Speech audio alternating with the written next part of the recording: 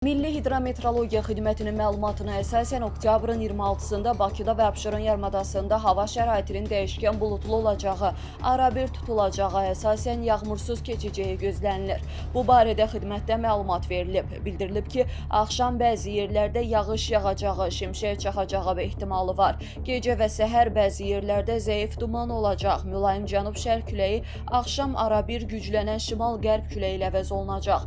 Havanın temperaturu gecə 14-16, gündüz 19-22 dərəcə isti olacaq. Atmosfer təzyiqi 758 mm civə sütunu, nisbi rütubət isə gecə 80-85, gündüz 65-70% təşkil edəcək.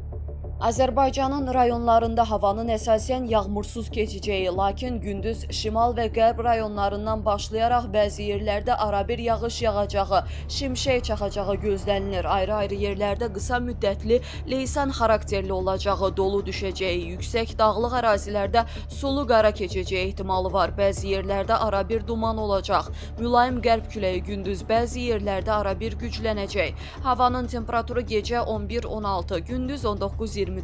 Dağlarda gecə 3-7, gündüz 11-16 dərəcə isti olacaq.